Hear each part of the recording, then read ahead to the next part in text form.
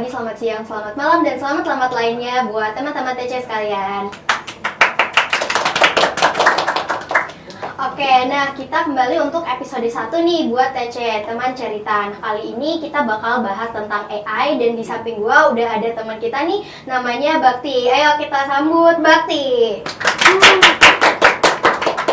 Nah, mungkin Bakti boleh perkenalan diri dulu deh kepada teman-teman TC sekalian. Oke, semuanya perkenalkan, nama gue Bakti Dulara Nugraha. Gue di sini magang di divisi People Development.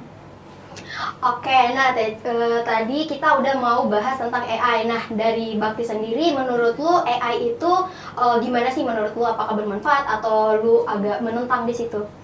Kalau gue pribadi ya, AI itu sebenarnya ada dua sisi sih menurut gue. Oke. Gue lebih dominan setuju, tapi ada nggak setujunya. Nah, kenapa tuh? Kalau nggak setujunya itu kayak orang ibaratnya kayak AI, udah dia ngagin AI, tapi nggak ada basicnya.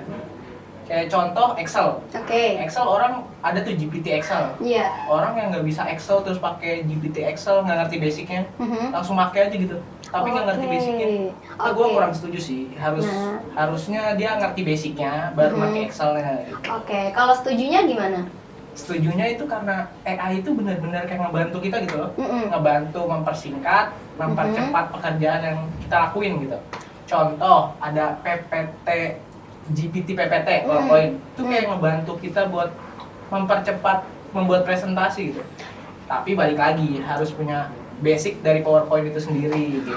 Oke, nah selanjutnya nih, kan sekarang kita kalau misalnya mau masuk ke AI, apalagi kalau misalnya website-website gitu harus masukin kayak login email kan. Ya, nah pasti ada identitas yang bisa aja tiba-tiba kesebar nih. Nah menurut lo gimana terkait dengan hal ini? Menurut pengalaman gue ya, kayak selama ini data gue tuh aman-aman aja sebenarnya. Karena kebanyakan AI itu loginnya pakai Google. Iya. Nah, kita sendiri tuh udah tau lah bagaimana keamanan dari Google itu sendiri. Oke. Jadi tergantung orang sih, tapi kalau menurut gue pribadi dan pengalaman gue, AI aman-aman aja sih.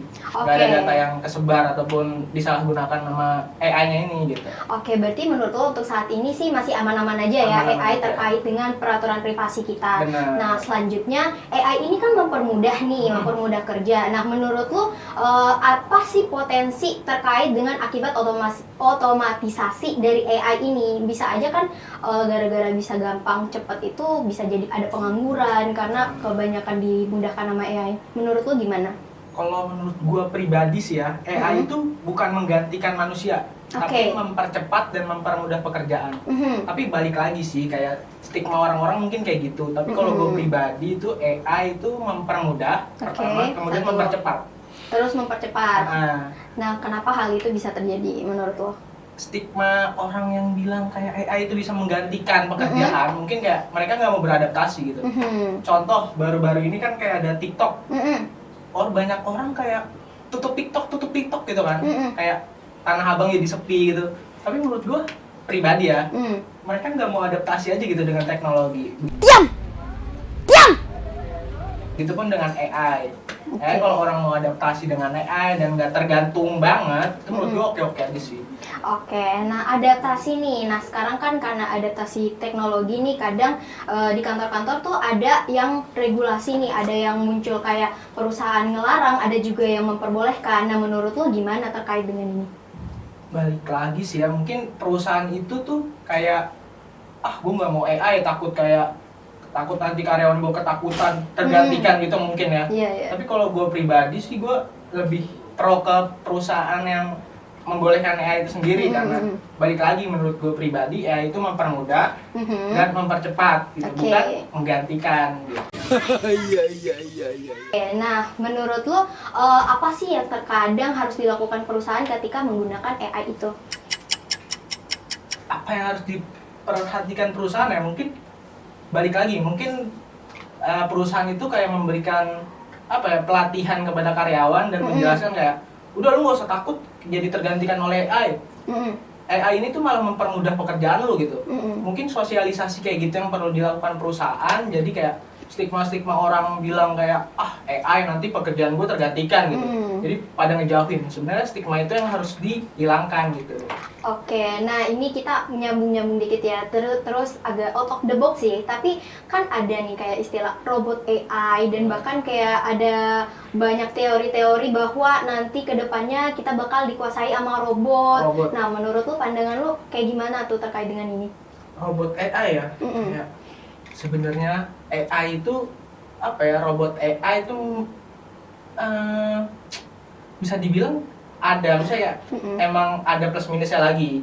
Robot AI kayak lu nggak perlu kerja robot yang bekerja gitu, tapi balik lagi ada lagi pekerjaan yang sama sekali nggak bisa digantikan gitu dengan robot AI. Contoh kayak gue baru nonton podcast Arif Muhammad sama Hairnut Studio tuh, dia bilang kayak pekerjaan gue nggak bakal bisa digantikan oleh AI, tapi ada juga pekerjaan yang digantikan oleh robot AI.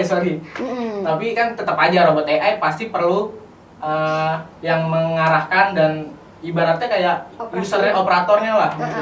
Tapi kayak ya pintar-pintar kita aja sih adaptasi terhadap perkembangan teknologi gitu. Oke, nah sekarang kita bahas terkait dengan kemajuan teknologi dan efisiensi. Karena lu kan bilang bahwasanya AI itu mempermudah dan mempercepat. Nah, menurut lu gimana nih keseharian lu sebagai pekerja dengan AI itu?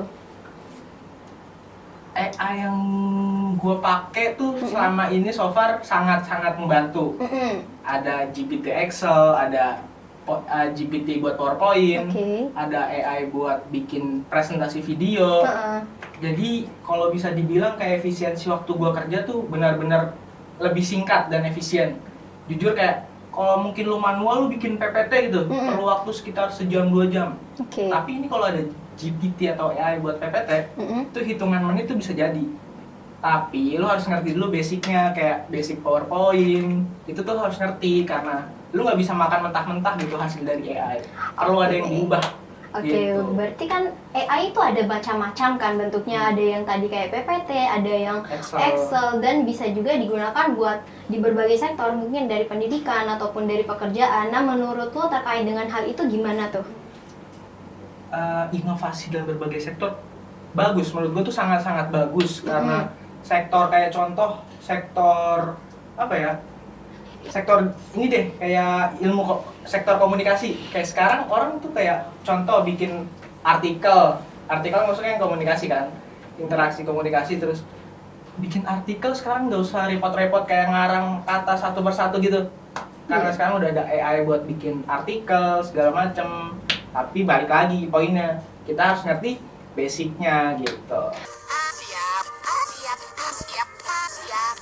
Oke, berarti lu kerjanya AI banget ya. Waduh. Si paling AI gitu loh. Si paling AI, sebenarnya gue kurang apa ya, kurang suka gitu lah. Kenapa tuh emang?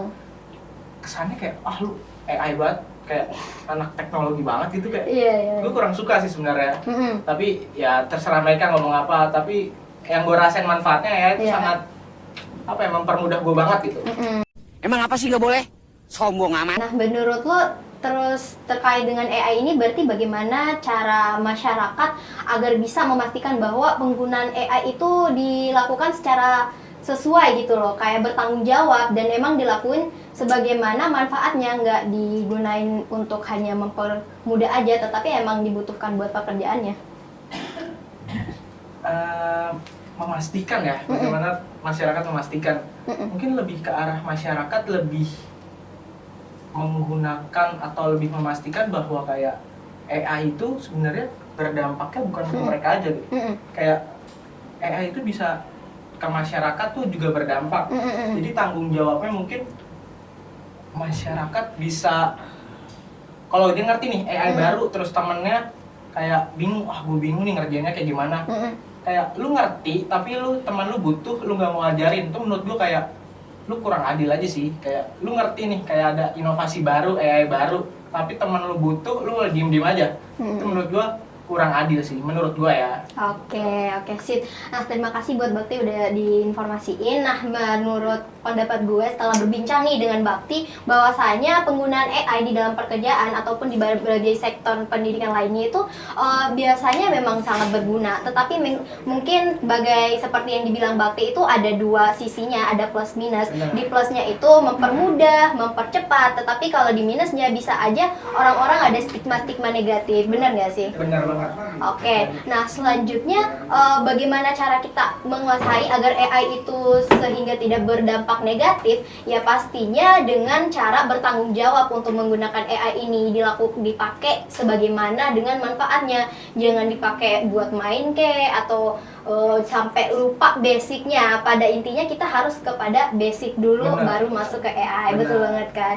Nah mungkin sebagai penutup lu bisa kasih pesan-kesan kepada teman-teman TC nih. Mungkin lebih ke arah kayak lu tuh harus ini buat yang penolakan buat AI ya. Menurut gue pribadi lu tuh harus melek teknologi gitu.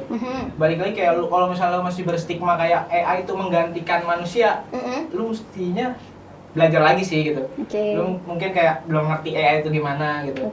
Balik lagi yang gue bilang, AI itu mempermudah dan mempersingkat, bukan menggantikan.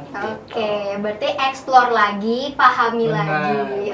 Deh. Terima kasih buat Bakti udah sharing sama teman-teman TC ya terkait dengan hal ini. Nah, tapi sayang banget nih buat teman-teman TC sekalian, kita udah di penghujung acara. Jadi kita bakal ketemu lagi di episode selanjutnya, di episode TC selanjutnya. Terima kasih. Wabillahi taufiq wal hidayah. Assalamualaikum warahmatullahi wabarakatuh dan terima kasih. Sampai jumpa.